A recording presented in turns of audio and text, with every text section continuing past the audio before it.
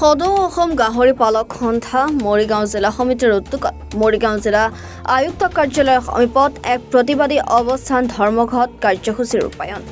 ৰাজ্যৰ গাহৰি পালন ক্ষেত্ৰত থলুৱা গাহৰি পালকসকলে পেটে ভাতে মৰাৰ পৰিকল্পনা কৰি ৰাজ্য চৰকাৰে বৃহৎ পুঁজিপতি গোষ্ঠী CP গ্ৰুপক ৰঙা দলিচা পাৰি দিয়াৰ অভিযোগ উত্থাপন হৈছে।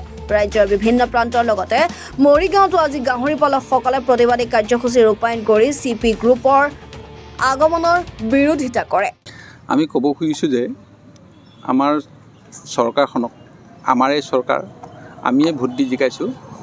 তেওঁলোকে আজি আমাৰ গাহৰি পালকসকলক যিটো এটা ডাঙৰ এন্ধাৰ জগতলৈ লৈ গৈছে, সেইটোৰ পৰা আমি তেওঁলোকক অনুৰোধ কৰিছোঁ তেওঁলোকে যেন আমাক এই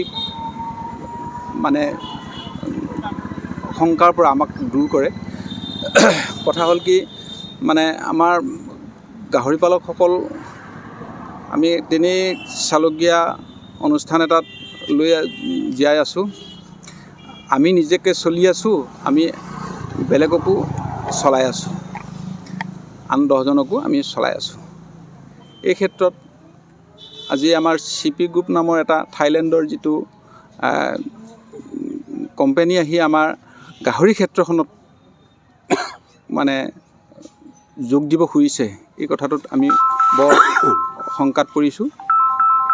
আমি সেইকাৰণে আমাৰ পশুপালন মন্ত্ৰী কৃষ্ণেন্দু পাল ডাঙৰীয়াক আৰু মুখ্যমন্ত্ৰী হিমন্ত বিশ্ব শৰ্মা ডাঙৰীয়াক ক'ব খুজিছোঁ, তেওঁলোকে যেন এই সিদ্ধান্তটো যিটো আমাক CP গ্ৰুপ আনি দিব খুজিছে, এইটো আমাক নালাগে। সেই নালাগিলে, কাৰণ লাগিলে কি হ'ব, আমাৰ ভয় আছে।